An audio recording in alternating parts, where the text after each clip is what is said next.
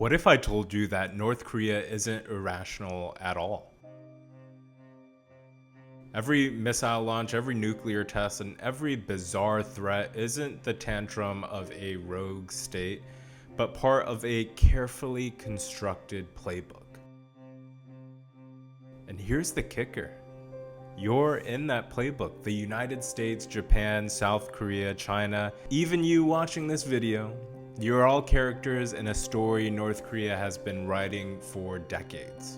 With the annual US-South Korean war game scheduled to start later this month, the possibility of a resurgence in tensions on this peninsula is all too clear. One launch can shake global markets, shift military postures, or even change what presidents say on stage. We will have no choice but to totally destroy North Korea. This week, Kim Yo-jong, sister of Kim Jong-un, warned the latest US-South Korea joint military drills would bring negative consequences. But these drills aren't new. They happen every year. They've turned routine training into ritual confrontation, a stage they use to justify escalation, extract leverage, and now prepare for something even bigger. A new nuclear doctrine. An update to when, how, and why they might use nuclear weapons. So the real question is, do we understand the rules of the game that we're playing? Or are we still playing along exactly the way that North Korea wants us to? 결과를 만들기 위해 노력할 것입니다. 다만 미국이 세계 앞에서 한 자기의 약속을 지키지 않고 우리 인민의 인내심을 오판하면서 일방적으로 그 무엇을 강요하려 들고 우연히 공화국에 대한 제재와 압박으로 나간다면 우리로서도 어쩔 수 없이 부득불 나라의 자주권과 국가의 최고 이익을 수호하고 조선반도의 평화 안정을 이루기 위한 새로운 길을 모색하지 않을 수 없게 될 수도 있습니다. By the way, have you actually heard him speak before? I mean, I'm editing this video back now and he sounds terrifying. Like, maybe I just haven't heard him speak a bunch. Maybe you guys have, but that's a scary voice if I've ever heard one. But back to the video. If you've followed headlines over the years, you've seen the pattern. It begins with a military exercise. The US and South Korea roll out tanks, fighter jets, and tens of thousands of troops. For Washington, it's about readiness. For Seoul, it's about reassurance. But North Korea doesn't see it that way. Or more accurately, they don't present it that way. To them, it's proof of invasion planning. They condemn it, issue threats, and usually fire off a missile or two. The international press covers the launch. The United Nations meets. Sanctions get renewed. Then a few months later, the whole thing repeats yet again. It's theater, predictable theater, and yet it works because each cycle sustains the North Korean regime. I mean, internally, it rallies the population around the idea of a constant threat. Externally, it keeps North Korea in the news cycle, impossible to ignore. And diplomatically, it creates space for North Korea to demand concessions. We're talking food aid, fuel, or even high-level talks just to calm things down. And that's the genius of the playbook. These drills aren't new, the responses aren't new, but the cycle gives North Korea leverage out of proportion to its size. And to really understand why the cycle exists, you've got to go back to the Korean War. From 1950 to 1953, the peninsula was devastated. Entire cities were leveled, millions of lives were lost, and when the fighting stopped, there was no peace treaty, just an armistice. Technically, the war never ended. That meant permanent insecurity for North Korea, a small, poor state staring across the DMZ at the combined forces of South Korea and the United States. And by the 1990s, after the collapse of the Soviet Union, North Korea realized it couldn't survive on conventional strength alone.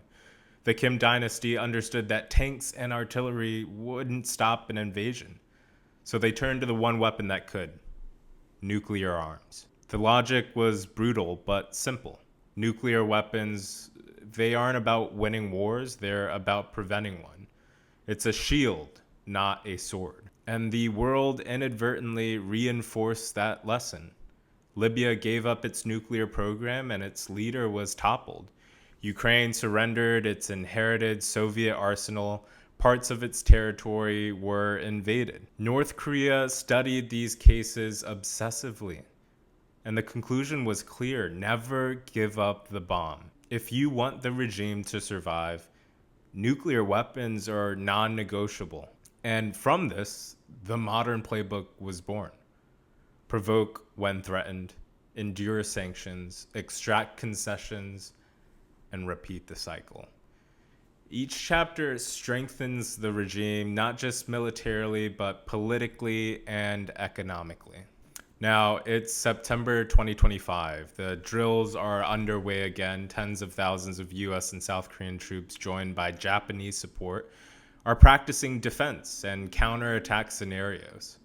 To military planners, this is routine. It's annual. It's predictable. But to North Korea, it's an opportunity because this time they're hinting at something new, a revision to their nuclear doctrine. For years, North Korea's stance has been deliberately vague. They've said that their weapons are defensive, meant only to prevent an invasion. But recently, officials are suggesting that they're adding more explicit conditions for preemptive use, meaning they could fire first if they believe that an attack is imminent.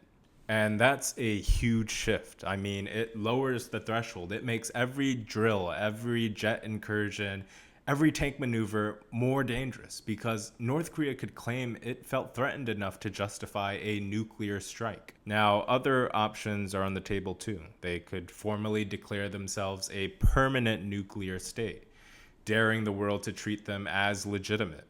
They could expand the role of tactical nuclear weapons designed for use on the battlefield, not just as strategic deterrents. Or they could signal that nuclear weapons aren't just about the US, but about Seoul, Tokyo, and Beijing, turning neighbors into hostages of their doctrine. Now, for Washington, that's going to create a policy nightmare. Because how do you deter a country that thrives on tension? For South Korea and Japan, it sharpens the existential threat. For China, it raises the cost of keeping a volatile neighbor on life support. And for you, yes you, the ripple effects matter. Markets react to missile tests. Regional instability drives up defense spending.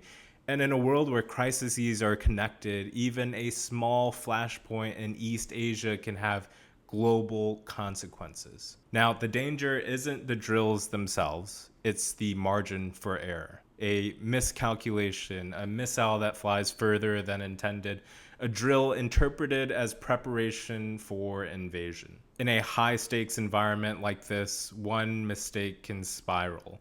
And with a nuclear doctrine in flux, the risks will multiply. That's why the playbook matters. It's not random. It's not madness. It's choreography, deliberate steps designed to provoke, to pressure, and to preserve the regime. And that's what makes it so dangerous. Because if everyone else misreads the choreography, if they mistake the play for chaos instead of strategy, then their responses may only feed into North Korea's hands. Now, at this point, you might be asking, if the pattern is so obvious, why doesn't the world just break it? Why do the US, South Korea, Japan, China, and even the United Nations keep reacting the same way? Now, the answer is there are no easy alternatives. Ignoring North Korea is not an option. Their weapons are too real, their missiles too advanced. Striking them preemptively risks a catastrophic war. And negotiating with them often feels like rewarding bad behavior. And thus the cycle continues because the costs of breaking it are higher than the costs of simply playing along. And North Korea knows this. That's why the playbook works. North Korea doesn't need to win a war. It just needs to keep the playbook alive. Annual US drills, ritual missile launches, fiery condemnations. It's a cycle that sustains the regime, keeps the world's attention, and secures the Kim dynasty's survival. What changes now is the doctrine. If North Korea writes in new rules that allow for preemptive nuclear use or expanded targeting, the cycle doesn't just continue. it sharpens. Every drill, every missile, every speech carries far more risk. And North Korea knows exactly what it's doing. The question is whether anyone else does.